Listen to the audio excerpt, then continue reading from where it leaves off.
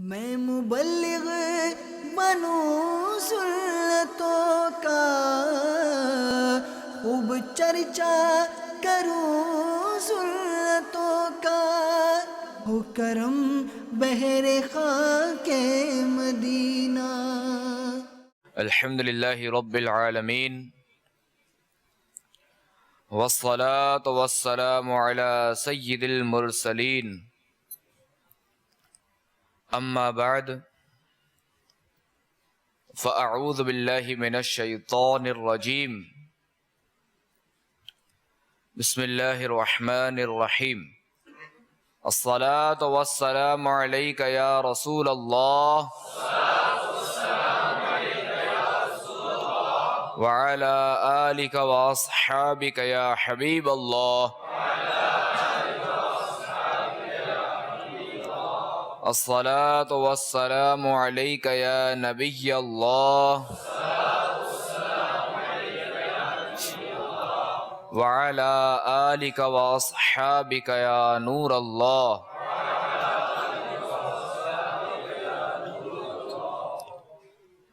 رحمت عالم نور مجسم صلی اللہ تعالی علیہ وآلہ وسلم کا فرمان شفاعت نشان ہے، جو مجھ پر روز جمعہ درود شریف پڑھے گا میں قیامت کے دن اس کی شفاعت کروں گا۔ صلو علی الحبیب صلی اللہ تعالی علی محمد وعلی آلہ وصحبہ وبارک وسلم، صلاۃ و سلاما علیک یا رسول اللہ۔ منقول ہے کہ ایک بادشاہ شکار کے لیے نکلا، مگر جنگل میں وہ اپنے ساتھیوں سے بچھڑ گیا۔ وہاں اس نے ایک کمزور اور غمگین نوجوان کو دیکھا جو انسان کی ہڈیاں الٹ پلٹ کر رہا تھا۔ بادشاہ نے اسے پوچھا، تمہاری یہ حالت کیسے ہو گئی ہے، اور اس سنسان بیابان میں اکیلے تم کیا کر رہے ہو؟ تو اس نوجوان نے جواب دیا، میرا یہ حال اس وجہ سے ہے کہ مجھے طویل صبر درپیش ہے، دو موکل دن اور رات کی صورت میں میرے پیچھے لگے ہوئے ہیں اور مجھے خوف زدہ کر کے آگے کو دوڑا رہے ہیں، یعنی جو بھی دن اور رات گزرتے ہیں وہ مجھے موت سے قریب کرتے چلے جا رہے ہیں۔ میرے سامنے تنگ و تاریک تکلیف و بھری قبر ہے، آہ گلنے سڑنے کے لیے عنقریب مجھے زیر زمین رکھ دیا جائے گا۔ ہائے ہائے وہاں تنگی و پریشانی ہوگی، وہاں مجھے کیڑوں کی خوراک بننا ہوگا، میری ہڈیاں جدا جدا ہو جائیں گی، اور اسی پر اکتفا نہیں بلکہ اس کے بعد قیامت برپا ہوگی جو کہ نہایت ہی کٹھن مرحلہ ہوگا۔ معلوم نہیں بعد ازاں میرا جنت ٹھکانہ ہوگا یا معاذ اللہ جہنم۔ اے بادشاہ تم ہی بتاؤ، جو اتنے خطرناک مراحل سے دو چار ہو وہ بھلا کیسے خوشی منائے؟ یہ باتیں سن کر بادشاہ رنج و ملال سے بے حال ہو کر گھوڑے سے اترا اور اس کے سامنے بیٹھ کر عرض گزار ہوا، اے نوجوان آپ کی باتوں نے میرا سارا چین چھین لیا اور دل کو اپنی گرفت میں لے لیا، ذرا ان باتوں کی مزید وضاحت فرما دیجئے۔ تو اس نوجوان نے کہا، یہ میرے سامنے جو ہڈیاں جمع ہیں جو تم اسے دیکھ رہے ہو، یہ ایسے بادشاہوں کی ہڈیاں ہیں جنہیں دنیا نے اپنی زینت میں الجھا کر فریب میں مبتلا کر دیا تھا۔ یہ خود تو لوگوں پر حکومت کرتے رہے مگر غفلت نے ان کے دلوں پر حکمرانی کی۔ یہ لوگ آخرت سے غافل رہے یہاں تک کہ انہیں اچانک موت آ گئی اور ان کی تمام آرزویں دھری کی دھری رہ گئیں، نعمتیں سلب کر لی گئی، قبروں میں ان کے جسم گل سڑ گئے، اور آج انتہائی قسم پرسی کے عالم میں ان کی ہڈیاں بکھری پڑی ہیں۔ ان قریب ان کی ہڈیوں کو پھر زندگی ملے گی اور ان کے جسم مکمل ہو جائیں گے، پھر انہیں ان کے اعمال کا بدلہ ملے گا، اور یہ نعمتوں والے گھر جنت یا عذاب والے گھر دوزخ میں جائیں گے۔ اتنا کہنے کے بعد وہ نوجوان، وہ کمزور ترین نوجوان بادشاہ کی نگاہوں سے اوجھل ہو گیا، غائب ہو گیا، اور معلوم ہی نہیں کہ کہاں چلے گیا۔ اور ادھر بادشاہ کے خدام جب ڈھونڈتے ہوئے پہنچے تو بادشاہ کا چہرہ اداس اور اس کی آنکھوں سے آنسو ٹپک رہے تھے۔ جب رات آئی تو بادشاہ نے اپنا شاہی لباس اتارا اور 2 چادریں جسم پر ڈال کر عبادت کے لیے جنگل کی طرف نکل گیا۔ پھر اس کا پتہ نہ چلا کہ کہاں گیا۔ اللہ تبارک و تعالی کی ان سب پر رحمت اور ان کے صدقے ہماری بے حساب مغفرت ہو۔ میٹھے میٹھے اسلامی بھائیوں اور مدنی چینل کے ناظرین، اس حکایت میں سفر آخرت کی طوالت اور اس میں پیش آنے والی حالت کا کس قدر رقت انگیز بیان ہے، اور پر اسرار مبلغ نے بادشاہوں کی ہڈیاں سامنے رکھ کر قبر و حشر کی جو منظر کشی کی وہ واقعی عبرتناک ہے۔ اور قبر و حشر کا معاملہ نہایت ہولناک ہے، مگر اس سے پہلے موت کا مرحلہ بھی انتہائی کربناک ہے۔ اس میں نزا کی سختیوں، ملک الموت علیہ السلام کو دیکھنا اور برے خاتمے کے خوف جیسے انتہائی ہوش ربا معاملات ہیں۔ چنانچہ امیر المؤمنین حضرت سیدنا عمر فاروق اعظم رضی اللہ تعالی عنہ نے تابعی بزرگ حضرت سیدنا کعب الاحبار رضی اللہ تعالی عنہ سے فرمایا، اے کعب، ہمیں موت کے بارے میں بتاؤ۔ حضرت سیدنا کعب الاحبار علیہ رحمت اللہ الغفار نے عرض کی، موت اس ٹہنی کی مانند ہے جس میں کثیر کانٹے ہو اور اسے کسی شخص کے پیٹ میں داخل کیا جائے، اور جب ہر کانٹا ایک ایک رگ میں پیوست ہو جائے، پھر کوئی کھینچنے والا اس شاخ کو زور سے کھینچے تو وہ کانٹے دار ٹہنی کچھ گوشت کے ریشے وغیرہ ساتھ لے آئے اور باقی چھوڑ دے۔ حضرت علی المرتضی شیر خدا کرم اللہ تعالی وجہہ الکریم رائے خدا میں لڑنے کی ترغیب دلاتے ہوئے فرماتے، اگر تم شہید نہیں ہوگے تو مر جاؤ گے، اس ذات کی قسم جس کے قبضہ قدرت میں میری جان ہے کہ تلوار کی 1000 ضربے بھی میرے نزدیک بستر پر مرنے سے آسان ہے۔ ایک روایت میں کہ حضرت سیدنا ابراہیم خلیل اللہ علیہ نبینا علیہ السلام نے ملک الموت علیہ السلام سے فرمایا، کیا تم مجھے وہ صورت دکھا سکتے ہو جس سے کسی گناہگار کی روح قبض کرتے ہو؟ ملک الموت علیہ السلام نے عرض کی، آپ علیہ السلام سہ نہیں سکیں گے۔ حضرت سیدنا ابراہیم خلیل اللہ علیہ نبینا علیہ السلام نے فرمایا، کیوں نہیں، میں دیکھ لوں گا۔ تو انہوں نے کہا، تو آپ مجھ سے الگ ہو جائیے۔ ملک الموت علیہ السلام نے کہا، عرض کی کہ آپ مجھ سے الگ ہو جائیے۔ حضرت سیدنا ابراہیم علیہ السلام الگ ہو گئے۔ پھر جب ادھر متوجہ ہوئے تو ملاحظہ فرمایا کہ کالے کپڑوں میں ملبوس ایک سیاہ فام شخص ہے جس کے بال کھڑے ہیں، بدبو آ رہی ہے، اس کے منہ اور نتنوں سے آگ اور دھواں نکل رہا ہے۔ یہ دیکھ کر حضرت ابراہیم علیہ السلام پر بے ہوشی طاری ہو گئی۔ جب ہوش آیا تو ملک الموت علیہ السلام اپنی اصلی حالت پر آ چکے تھے۔ تو آپ علیہ نبینا علیہ السلام نے فرمایا، اے ملک الموت، موت کے وقت صرف تمہاری صورت دیکھنا ہی گناہگار کے لیے بہت بڑا عذاب ہے۔ میٹھے میٹھے اسلامی بھائیوں اور مدنی چینل کے ناظرین،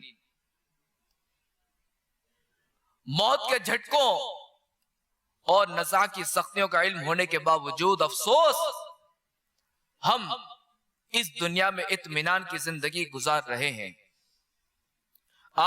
ہمارا ہر سانس موت کی طرف گویا ایک قدم، اور ہمارے شب و روز موت کی جانب گویا ایک ایک میل ہے۔ چاہے کوئی کتنی ہی زندگی کی بہاریں لوٹنے میں کامیاب ہو جائے، مگر اسے موت کی خزاں سے دو چار ہونا ہی پڑے گا۔ کوئی چاہے کتنا ہی عیش و عشرت کی زندگی گزارے، مگر موت تمام تر لذتوں کو ختم کر کے رہے گی۔ کوئی خواہ کتنا ہی اہل و عیال اور دوست و احباب کی رونقوں میں دلشاد ہو لے، مگر موت اسے جدائی کا غم دے کر ہی رہے گی۔ کتنے مغرور ابرودار موت کے ہاتھوں ذلیل و خوار ہو گئے۔ نہ جانے کتنے ظالم حکمرانوں کو موت نے ان کے بلند محلات سے نکال کر قبر کی کال کھوٹڑی میں ڈال دیا۔ نہ جانے کیسے کیسے افسروں کو موت نے کوٹھیوں کی وسعتوں سے اٹھا کر قبر کی تنگیوں میں پہنچا دیا۔ کتنے ہی وزیروں کو بنگلوں کی چکا چوند روشنیوں سے قبر کی تاریکیوں میں منتقل کر دیا۔ موت ہی کے سبب بہت سارے دولے مچلتے ارمانوں کے ساتھ آراستہ و پیراستہ حجرائے عروسی میں داخل ہونے کے بجائے کیڑے مکوڑوں سے ابھرتی تنگ و تاریک قبروں میں چلے گئے۔ نہ جانے کتنے ہی نوجوان شادی کی مسرتوں کے ذریعے اپنی جوانی کی بہاریں دیکھنے سے قبل ہی موت کا شکار ہو کر وحشت ناک قبروں میں جا پہنچے۔ بے وفا دنیا پہ مت کر اعتبار، تو اچانک موت کا ہوگا شکار۔ موت آئی پہلواں بھی چل دیے، خوبصورت نوجوان بھی چل دیے دنیا سے سب شاہو گدا۔ کوئی بھی دنیا میں کب باقی رہا، تو خوشی کے پھول لے گا کب تلک، تو یہاں زندہ رہے گا کب تلک۔ میٹھے میٹھے اسلامی بھائیوں اور مدنی چینل کے ناظرین، معصیت پر ڈٹے رہنے کے سبب اگر دنیا بھی جاتی رہی اور خدا نہ خواستہ دین بھی برباد ہو گیا تو کیا کرو گے؟ اللہ تبارک و تعالی پارہ 17 سورۃ الحج کی 45ویں آیت میں ارشاد فرماتا ہے فَكَأَيٍّ مِّن قَرْيَةٍ أَهْلَكْنَاهَا وَهِيَ ظَالِمَةٌ فَهِيَ خَاوِيَةٌ عَلَىٰ عُرُوشِهَا وَبِئْرٍ مُّعَطَّلَةٍ وَقَصْرٍ مَّشِيدٍ۔ ترجمہ کنز ایمان، اور کتنی ہی بستیاں ہم نے کھپا دی کہ وہ ستمگار تھی، تو اب وہ اپنی چھتوں پر ڈھی پڑی ہیں، اور کتنے کنویں بیکار پڑے اور کتنے محل گچ کیے ہوئے۔ حضرت سیدنا ابو بکر صدیق رضی اللہ تعالیٰ عنہ دوران خطبہ فرمایا کرتے، کہاں ہیں وہ خوبصورت چہرے، کہاں ہیں اپنی جوانیوں پر اترانے والے، کدھر گئے وہ بادشاہ جنہوں نے عالی شان شہر تعمیر کروائے اور انہیں مضبوط قلعوں سے تقویت بخشی، کدھر چلے گئے میدان جنگ میں غالب آنے والے؟ بے شک زمانے نے ان کو ذلیل کر دیا اور اب یہ قبر کی تاریکیوں میں پڑے ہیں۔ جلدی کرو، نیکیوں میں سبقت کرو اور نجات طلب کرو۔ میٹھے میٹھے اسلامی بھائیوں اور مدنی چینل کے ناظرین، امیر المؤمنین حضرت سیدنا صدیق اکبر رضی اللہ تعالی عنہ ہمیں قبر کی تاریکیوں کا احساس دلا کر خواب غفلت سے بیدار فرما رہے ہیں کہ شدت موت سہنا، تاریکی گور اس کی وحشت، کیڑے مکوڑوں کی خوراک بننا، ہڈیوں کا بوسیدہ ہو جانا، تا قیامت قبر میں پڑے رہنا اور حشر و حساب اعمال، ان تمام معاملات کو جاننے کے باوجود غفلت کی چادر تان کر سوئے رہنا یقیناً تشویشناک ہے۔ حضرت سیدنا ذو النورین جامع القرآن عثمان غنی رضی اللہ تعالی عنہ جب کسی قبر کے قریب کھڑے ہوتے تو اس قدر روتے کہ آپ رضی اللہ تعالی عنہ کی داڑھی مبارک تر ہو جاتی۔ آپ سے اس بارے میں استفسار کیا گیا، سوال کیا گیا کہ آپ رضی اللہ تعالی عنہ جنت و دوزخ کے تذکرے پر اتنا نہیں روتے، مگر جب کسی قبر کے قریب کھڑے ہوتے ہیں تو اس قدر گریہ و زاری فرماتے ہیں. اس کا کیا سبب ہے؟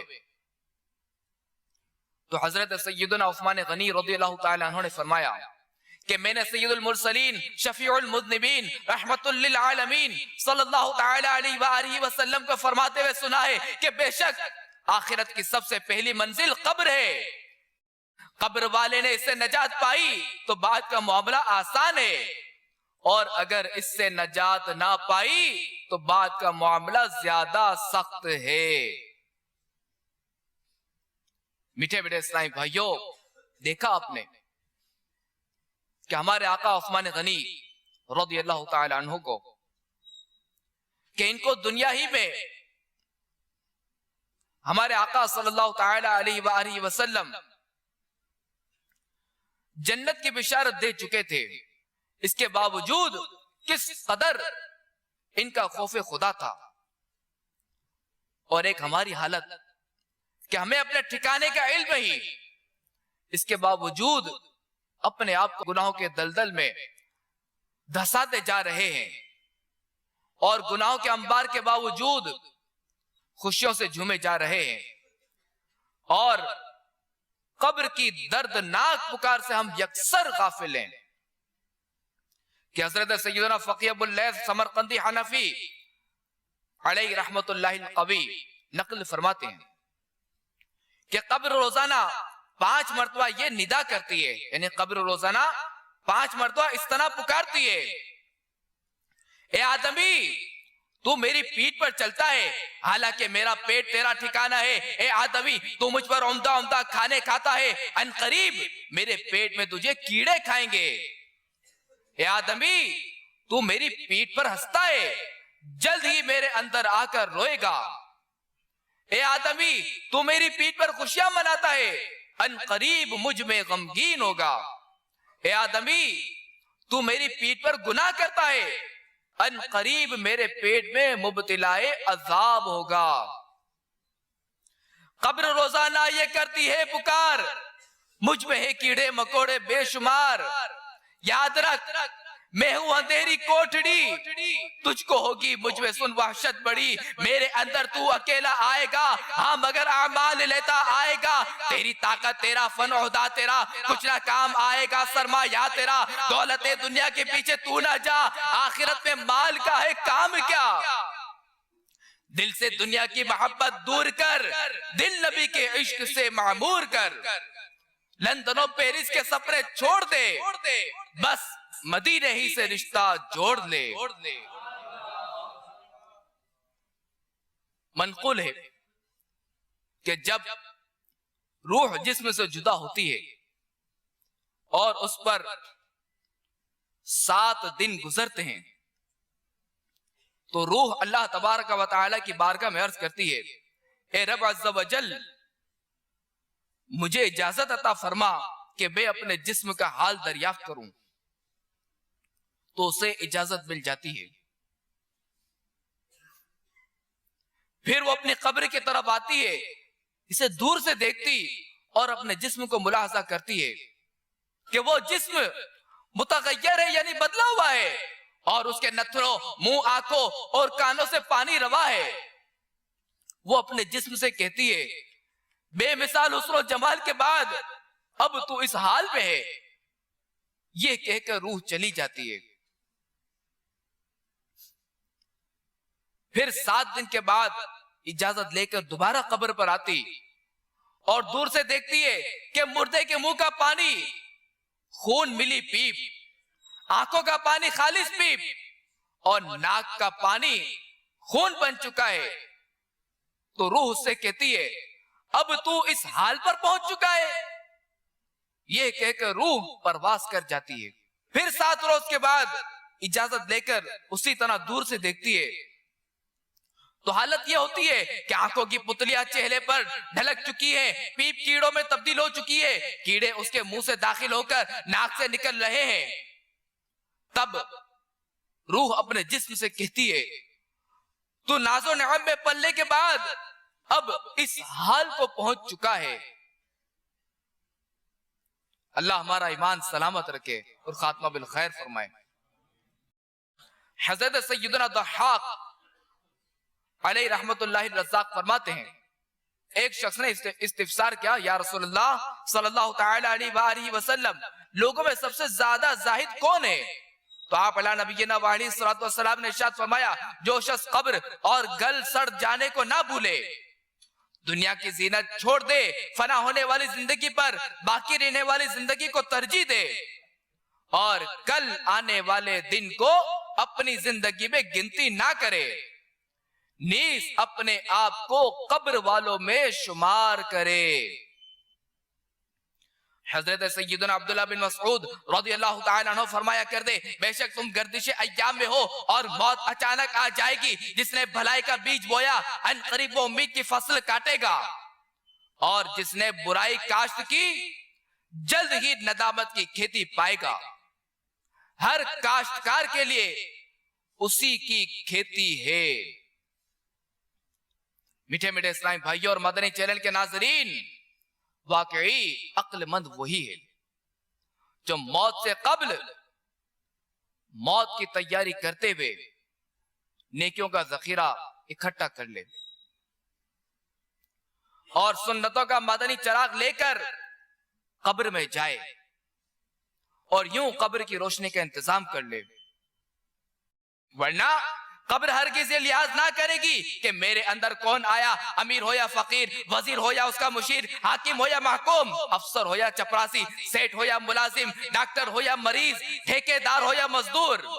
اگر کسی کے ساتھ بھی توشائے آخرت میں کمی رہی، نماز قصدن قضا کی، رمضان شریف کے روزے بلا عذر شرعی نہ رکھے، فرض ہوتے ہوئے بھی زکاة نہ دی، حج فرض تھا مگر ادا نہ کیا، باوجود قدرت شرعی پردہ نافذ نہ کیا، ماں باپ کی نافرمانی کی، جھوٹ غیبت چغلی کی عادت رہی، فلمیں ڈرامے دیکھتے رہے، گانے باجے سنتے رہے، داڑھی منڈواتے یا ایک مٹھی سے گھٹاتے رہے، الغرض خوب گناہوں کا بازار گرم رکھا، تو اللہ عز و جل اور اس کے رسول صلی اللہ تعالی علیہ وآلہ وسلم کی ناراضی کی صورت میں سوائے حسرت و ندامت کے کچھ ہاتھ نہ آئے گا۔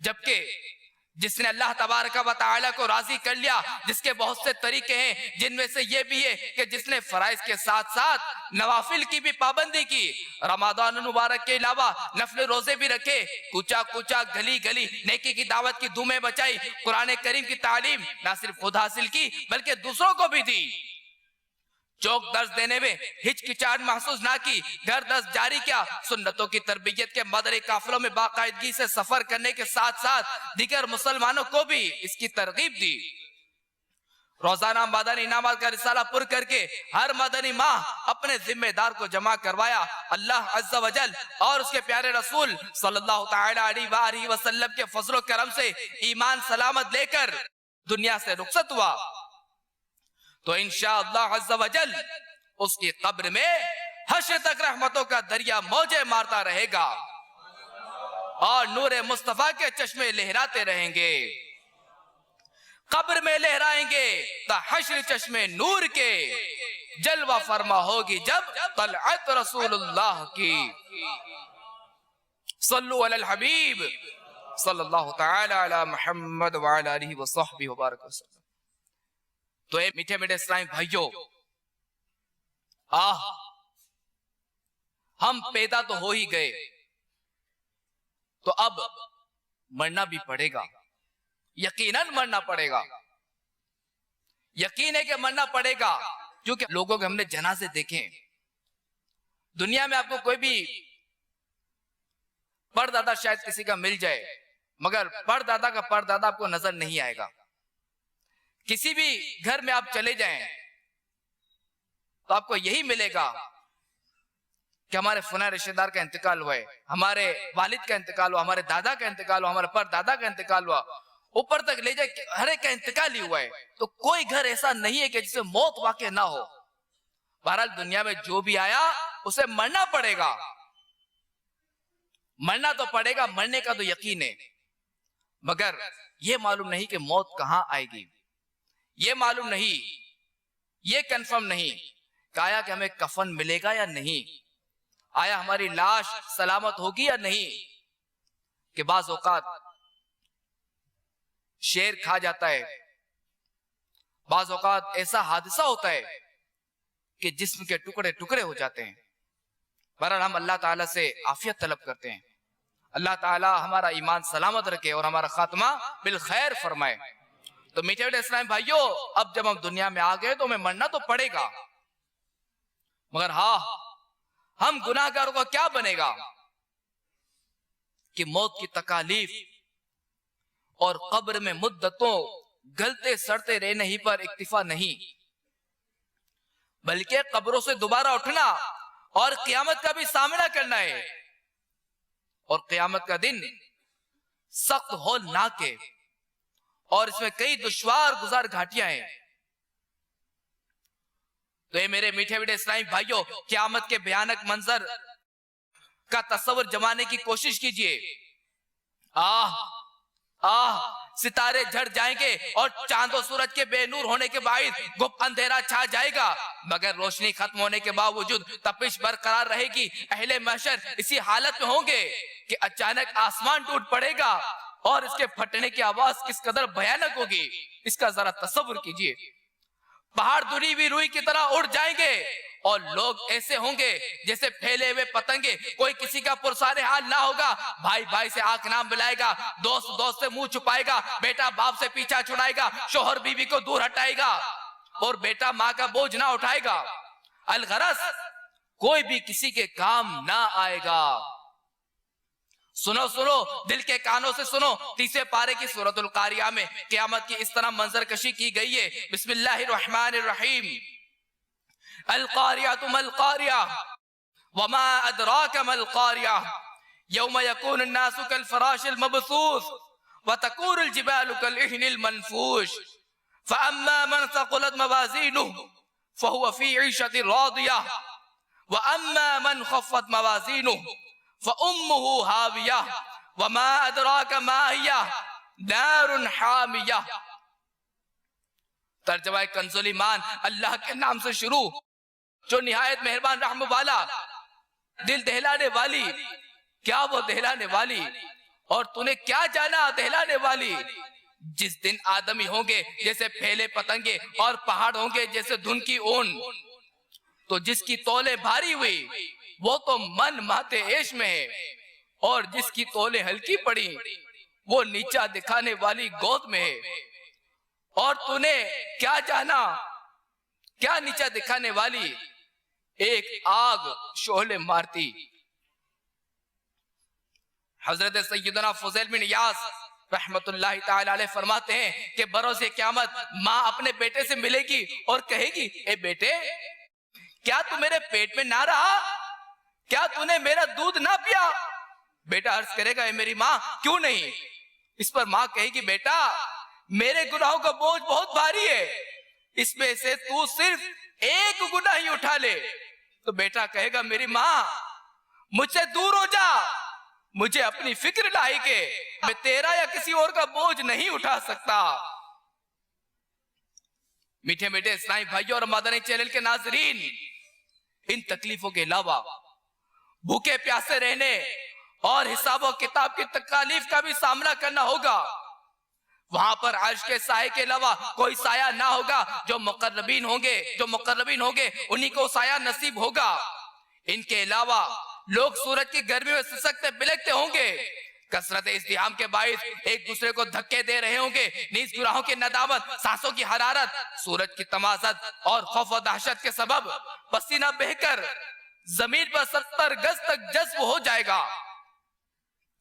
پھر لوگوں کے گناہوں کے مطابق کسی کے ٹخنوں، کسی کے گھٹنوں، بعضوں کے سینوں اور بعضوں کے کانوں کی لو تک چڑھے گا، اور کوئی بدنصیب تو اس پہ ڈبکیاں کھا رہا ہوگا۔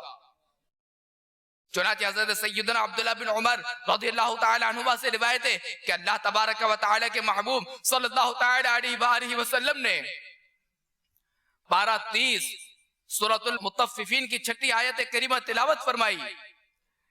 یوم یقوم الناس لرب العالمین، ترجمہ کنز الایمان، جس دن سب لوگ رب العالمین کے حضور کھڑے ہوں گے۔ پھر فرمایا قیامت کے دن بعض لوگوں کا پسینہ اس قدر ہوگا کہ نصف یعنی آدھے کانوں تک پہنچ جائے گا. اور ایک روایت میں یوں ہے کہ نبی کریم رؤوف الرحیم صلی اللہ تعالی علیہ وآلہ وسلم نے فرمایا قیامت کے دن سورج زمین سے قریب ہو جائے گا تو لوگوں کا پسینہ بہے گا. بعض لوگوں کا پسینہ ان کی ایڑیوں تک، بعض کا آدھی پنڈلیوں تک، بعض کا گھٹنوں تک، کچھ کا رانوں تک، کچھ لوگوں کا کمر تک، اور کچھ کا کاندھوں تک، اور کچھ کا گردن تک، اور کچھ کا منہ تک پہنچے گا. آپ علیہ الصلوۃ والسلام نے اپنے دستے مبارک سے اشارہ فرمایا کہ وہ ان کو لگام دے گا اور بعض کو پسینہ ڈھانپ لے گا. اور آپ علیہ الصلوۃ والسلام نے اپنے ہاتھ مبارک کو سر انور پر رکھا. سرکار مدینہ صلی اللہ تعالی علیہ وآلہ وسلم نے پارہ 30 سورۃ المطففین کی 6 آیت کریمہ تلاوت فرمائی. یوم یقوم الناس لرب العالمین، ترجمہ کنز ایمان، جس دن سب لوگ رب العالمین کے حضور کھڑے ہوں گے. پھر فرمایا تمہارا کیا حال ہوگا جب اللہ تعالی تم سب کو 50,000 سال والے یعنی قیامت کے دن جمع فرمائے گا جیسے ترکش میں تیر جمع کیے جاتے ہیں، پھر تمہاری طرف نظر نہیں فرمائے گا.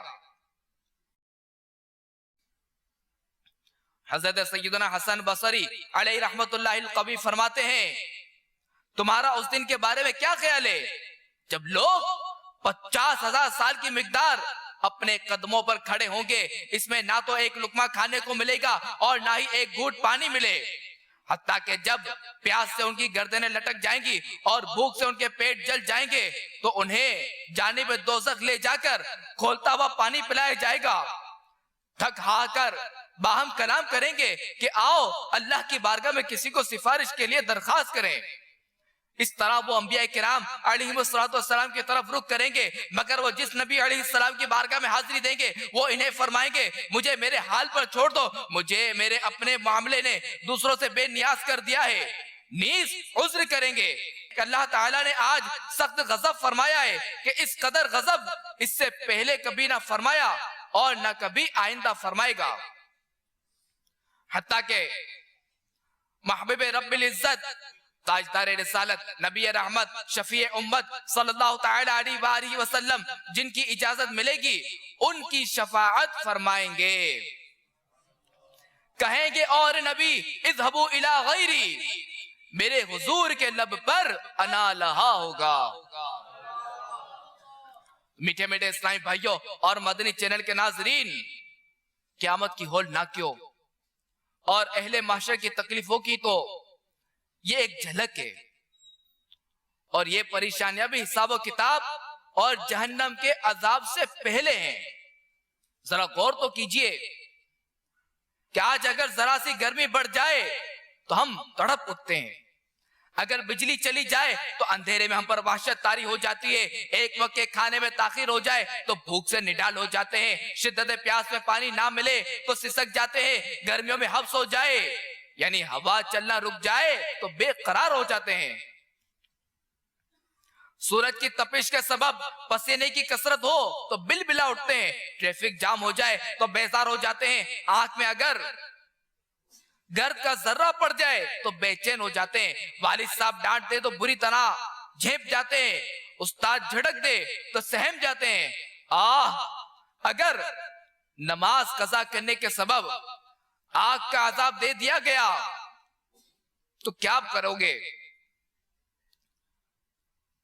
رمضان المبارک کا روزہ ترک کرنے کی وجہ سے اگر بھوک پیاس مسلط کر دی گئی، زکوٰۃ نہ دینے کے باعث اگر دہکتے ہوئے سکے جسم پر داغ دیے گئے، بدنگاہی کرنے کے سبب اگر آنکھوں میں آگ بھر دی گئی، لوگوں کی خفیہ باتیں، گانے باجے، غیبتیں، گندے چٹکلے وغیرہ سننے کے سبب اگر کانوں میں پگھلا ہوا سیسا انڈیل دیا گیا، ماں باپ کی نافرمانی اور قطع رحمی کے باعث عذاب میں مبتلا کر دیے گئے تو کیا کریں گے؟ اب بھی وقت ہے، مان جائیے. قیامت کی راحت اور مصطفیٰ جان رحمت صلی اللہ تعالی علیہ وآلہ وسلم کی شفاعت کے حصول کے لیے سچے دل کے ساتھ گناہوں سے توبہ کر لیجئے. کر لے توبہ، رب کی رحمت ہے بڑی، قبر میں ورنہ سزا ہوگی کڑی. میٹھے میٹھے اسلامی بھائیوں، قیامت کے 50,000 سالہ دن میں جہاں کفار ناقابل برداشت تکالیف سے دوچار ہوں گے، وہاں مومنین پر جھوم جھوم کر رحمتیں برس رہی ہوں گی۔ چنانچہ رسول اللہ صلی اللہ تعالی علیہ وآلہ وسلم کا فرمان با قرینہ ہے، اس ذات پاک کی قسم جس کے قبضہ قدرت میں میری جان ہے، یہ قیامت کا دن مومن پر آسان ہوگا، حتیٰ کہ دنیا میں فرض نماز کی ادائیگی سے بھی تھوڑا وقت معلوم ہوگا۔ میٹھے میٹھے اسلامی بھائیوں، اگر اسی طرح غفلت بھری زندگی گزار کر دنیا سے رخصت ہو گئے اور گناہوں کے باعث اللہ عز و جل اور اس کے پیارے رسول صلی اللہ تعالی علیہ وآلہ وسلم ناراض ہو گئے، اور اگر ایمان برباد ہو گیا تو خدا کی قسم سخت پچھتاوا ہوگا۔ چنانچہ قرآن پاک میں سورۃ النازعات کی آیت نمبر 34 تا 41 میں فرمایا جا رہا ہے، ترجمہ کنز ایمان، پھر جب آئے گی وہ عام مصیبت سب سے بڑی، اس دن آدمی یاد کرے گا جو کوشش کی تھی، اور جہنم ہر دیکھنے والے پر ظاہر کی جائے گی، تو وہ جس نے سرکشی کی اور دنیا کی زندگی کو ترجیح دی تو بے شک جہنم ہی اس کا ٹھکانہ ہے، اور وہ جو اپنے رب عز و جل کے حضور کھڑے ہونے سے ڈرا اور نفس کو خواہش سے روکا تو بے شک جنت ہی ٹھکانہ ہے۔ یا رب مصطفیٰ، ہمیں موت و قبر و حشر کی تیاری کی توفیق عطا فرما، ہمارا ایمان سلامت رکھ اور نزع روح میں آسانی دے، سکرات میں اپنے پیارے حبیب صلی اللہ تعالی علیہ وآلہ وسلم کا جلوہ نصیب فرما۔ نزع کے وقت مجھے جلوہ محبوب دکھا، نزع کے وقت مجھے جلوہ محبوب دکھا، نزع کے وقت مجھے جلوہ محبوب دکھا، تیرا کیا جائے گا میں شاد مروں گا یا رب، تیرا کیا جائے گا میں شاد مروں گا یا رب۔ گر تو ناراض ہوا میری ہلاکت ہوگی اللہ، اگر تو ناراض ہوا میری ہلاکت ہوگی، ہائے میں نارے جہنم میں جلوں گا یا رب، ہائے میں نارے جہنم میں جلوں گا یا قبر میں نہ محمد کے نظارے ہوں گے اللہ، قبر میں نہ محمد کے نظارے ہوں گے، حشر تک کیسے میں پھر ہر ہوں گا یا رب، حشر تک کیسے میں پھر ہر ہوں گا یا رب، گر تیرے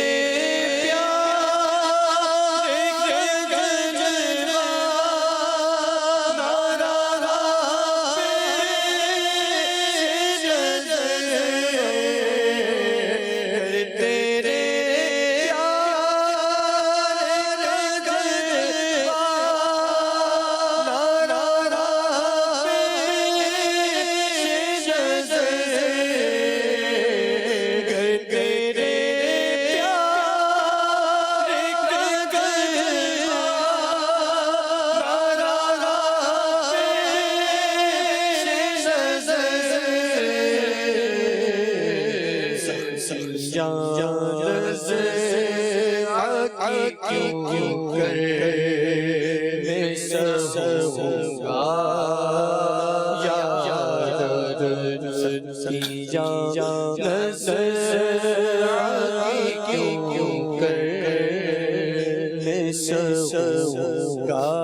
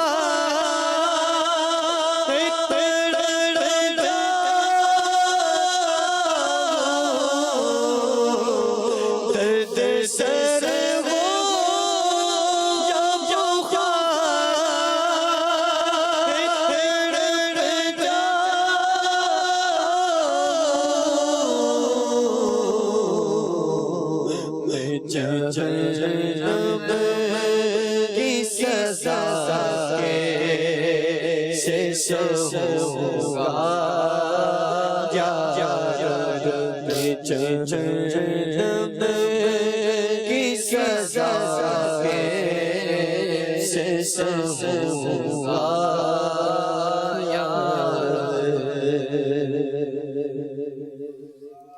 یا اللہ ہمارا ایمان سلامت رکھ، یا اللہ ہمارا خاتمہ بالخیر فرما۔ میٹھے اسلام بھائیوں، واقعی مرنا تو ہے، ہمیں دنیا سے جانا ہے، تو کیوں نہ ہم اس دنیا میں رہتے ہوئے اپنی قبر کی تیاری کر لیں، آخرت کی تیاری کر لیں۔ اور واقعی عقل مند شخص وہی ہے کہ جو جہاں جتنا رہنا ہے اتنی تیاری وہاں کے لیے، اور جتنا زیادہ رہنا ہے اتنی تیاری وہاں کے لیے کرے۔ تو ہمیں دنیا میں تھوڑا سا رہنا ہے، اور جبکہ آخرت میں زیادہ رہنا ہے، تو ہمیں اس کی تیاری کرنی ہے آخرت کی۔ تو آئیے نیت کیجئے کہ آج کے بعد میری کوئی نماز قضا نہیں ہوگی۔ اگر اب تک جو نمازیں قضا ہوئی ہیں تو ان کا حساب لگا کر قضا کر لیجئے، اور اللہ تبارک و تعالی سے توبہ بھی کر لیجئے۔ اور قضا عمری کا طریقہ جاننے کے لیے نماز کے احکام میں رسالہ موجود ہے، قضا نمازوں کا طریقہ۔ اسی طرح اگر رمضان کے روزے بھی چھوڑیں تو اس کی بھی نیت کر لیجئے کہ آج کے بعد ہم رمضان کا روزہ نہیں چھوڑیں گے، اور اب تک جتنے روزے چھوڑے ہیں ان کی بھی قضا کر لیجئے، اور اب تک جو جو گناہ کیے ہیں سب گناہوں سے توبہ کر لیجئے، کہ اللہ تبارک و تعالی کی رحمت بہت بڑی ہے۔ کہ روایتوں میں آتا ہے کہ التائب من الذنب کمن لا ذنب لہ، کہ گناہوں سے توبہ کرنے والا ایسا ہے کہ جیسا کہ اس نے گناہ کیا ہی نہیں۔ تو رب تعالیٰ کی رحمت بہت بڑی ہے، وہ کریم ہے، وہ رحیم ہے، وہ تواب ہے، وہ توبہ قبول فرمانے والا ہے۔ تو آئیے اس کی بارگاہ میں توبہ کیجئے، اپنے گناہوں سے توبہ کیجئے، اور آئندہ اپنی زندگی نیکیوں کے مطابق، سنتوں کے مطابق گزارنے کی کوشش کیجئے۔ اور واقعی عافیت اسی میں کہ ہم اپنی زندگی اللہ و رسول عز و جل صلی اللہ تعالی علیہ وآلہ وسلم کے اطاعت میں گزاریں، ان کی فرما برداری میں گزاریں، اور رسول اللہ صلی اللہ تعالی علیہ وآلہ وسلم کی اتباع میں گزاریں، یعنی انہوں نے جو کام کیے وہ کام کرتے ہوئے ہم گزاریں، یعنی ان کے طریقوں پر چلتے ہوئے، ان کی سنتوں پر عمل کرتے ہوئے اپنی زندگی گزاریں، کہ اسی میں دونوں جہاں کی بھلائیاں نصیب ہوں گی انشاءاللہ۔ اللہ تبارک و تعالی سے دعا ہے کہ اللہ تعالی ہمیں نیکیاں کرنے، نیکی کی دعوت پھیلانے، برائیوں سے بچنے اور دوسروں کو بچانے کی توفیق عطا فرمائے۔ لگے ہاتھ تو یہ بھی عرض کر دوں کہ ہمیں خود بھی نیکیاں کرنی ہے، ہمیں خود بھی نیک کام کرنے ہیں، ہمیں خود بھی گناہوں سے بچنا ہے، اور گناہوں سے توبہ کرنی ہے، اور اس کے ساتھ ساتھ دوسرے مسلمان بھائیوں کو بھی نیکیاں کروانی ہے۔ ہمیں خود بھی نماز پڑھنی ہے، دوسرے مسلمان بھائیوں کو بھی نمازی بنانا ہے، ہمیں خود بھی سنتوں پر عمل کرنا ہے، اور اپنے مسلمان بھائیوں کو بھی سنتوں کا عامل بنانا ہے۔ تو ہمیں نیکی کی دعوت عام کرنی ہے، ہمیں سنتیں عام کرنی ہے، ہمیں سنتوں کا مبلغ بننا ہے۔ تو آئیے، یہ بھی کوئی مشکل کام نہیں، اور اگر مشکل ہو بھی بالفرض تو اگر ایسا کوئی ماحول میسر ہو جائے، ایسا کوئی درجہ میسر ہو جائے، ایسے لوگ اگر میسر ہو جائیں تو یہ کام بھی آسان ہو جاتا ہے۔ جیسے اگر کوئی اکیلا سبق پڑھتا ہے، ایک شخص اکیلا پڑھتا ہے اور ایک شخص کلاس میں پڑھتا ہے، تو ہوتا یہی ہے کہ بعض اوقات جو ہے نا کلاس میں پڑھنے سے سمجھ آ جاتا ہے، کیونکہ وہاں اتنے سارے لوگ ہوتے ہیں نا، ایک ماحول ہوتا ہے، اور بندے کی توجہ بھی لگی رہتی ہے پڑھائی کی طرف۔ ورنہ جو بندہ اکیلا پڑھتا ہے تو ہوتا یہی ہے کہ اس کی توجہ نہیں جاتی، وہ سبق یاد نہیں کر پاتا، یا تو وہ سمجھتا بھی نہیں ہے بعض اوقات۔ تو وجہ یہ کہ وہ ایک پڑھائی کے ماحول سے دور ہے، وہ اس ماحول میں نہیں ہے، وہ اکیلا ہے۔ اور جب کلاس میں ہوتا ہے تو ظاہر ہے وہ پڑھتا بھی ہے، پوزیشن بھی لیتا ہے، امتحان بھی دیتا ہے، سب کچھ کرتا ہے۔ تو پتہ چلا کہ ماحول کا ایک اثر ہے، تو بندہ جس ماحول میں اپنے آپ کو ڈھال لے، جس ماحول میں رہتا ہے تو اس ماحول کا اثر اس پر ضرور آتا ہے. اور حدیث پاک میں بھی یہ کیا صحبت و مؤثرہ، کہ صحبت جو ہے وہ اثر رکھتی ہے. تو اگر ابھی تو جنہوں نے توبہ کر لی، نیکیاں کرنے کی نیتیں کر لیں، نماز ادا کرنے کی نیتیں کر لیں، نماز قضا کرنے کی نیتیں کر لیں، روزہ رکھنے کی نیتیں کر لیں، گناہوں سے بچنے کی نیتیں کر لیں، مگر چونکہ ابھی ایک ماحول بنا ہوا ہے، جب بندہ اس ماحول سے دور ہوتا ہے، تنہائی میں آتا ہے یا ماحول سے دور آتا ہے یا برے دوستوں کی صحبت میں جاتا ہے، تو اب شیطان اپنا حملہ کرنا شروع کر دیتا ہے. اور جو نیت اس نے کی تھی، شیطان اب رفتہ رفتہ آہستہ آہستہ اسے پیچھے ہٹاتا جاتا ہے.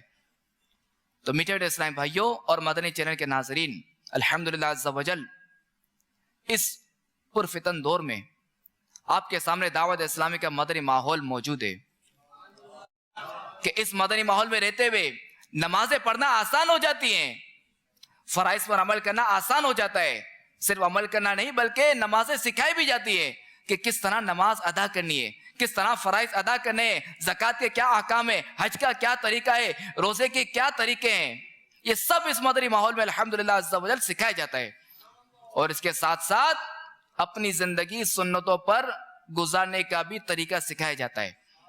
اس کے ساتھ ساتھ دعائیں بھی سکھائی جاتی ہے.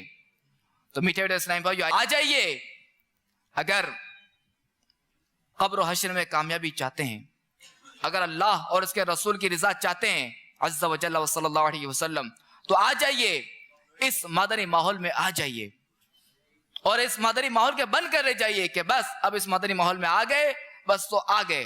اب انشاءاللہ عز و جل ہمارا جنازہ بھی اسی مدنی ماحول ہی سے اٹھے گا. تو میں آپ سے عرض کرتا ہوں، چونکہ مفتی احمد یار خان نعیمی رحمت اللہ تعالی علیہ فرماتے ہیں کہ مسلمان جہاں بھی ہو وہ مبلغ ہے.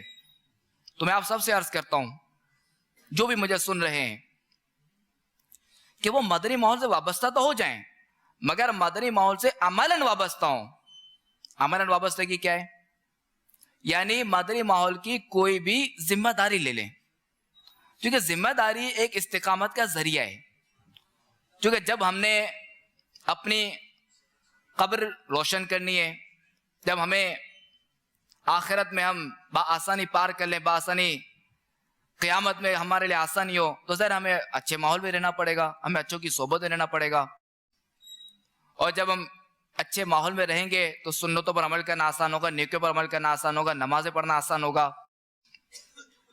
تو اب یہ ہے کہ جب ذمہ داری ہوگی نا، تو ذمہ داری استقامت کا ایک ذریعہ ہے. تو جو اسلامی بھائی جن کے پاس کوئی ذمہ داری نہیں ہے، وہ آج نیت کر لیجئے کہ ہم انشاءاللہ عز و جل اس مدنی ماحول میں 12 مدنی کاموں میں سے کسی بھی ایک کام کی تو کم از کم ضرور ذمہ داری لیں گے. اور ایک مدنی کام ہے جو کہ سب سے آسان بھی ہے لینا، تو ظاہر ہے کہ بڑی سے بڑی ذمہ داری لینی چاہیے، اللہ توفیق دے. ایک مدنی کام، مدنی درس.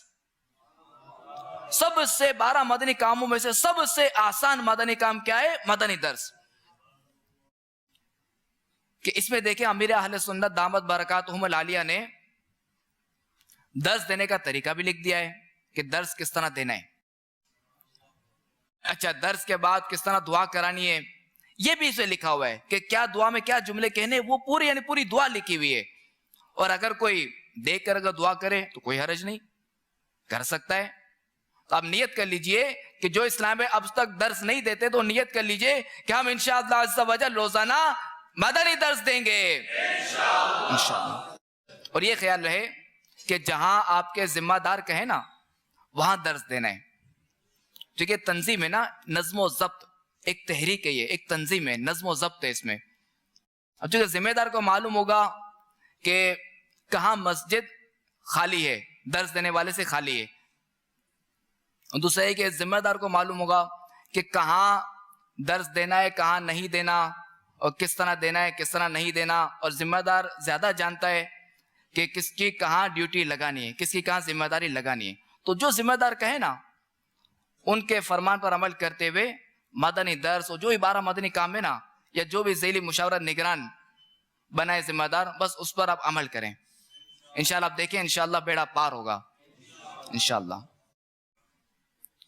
اللہ تبارک و تعالی ہمیں عمل کرنے کی توفیق عطا فرمائے، آمین بجاہ النبی الامین صلی اللہ تعالی علیہ وآلہ وسلم۔ صلو علی الحبیب صلی اللہ تعالی علیہ وسلم۔ میں مبلغ بنوں سنتوں کا،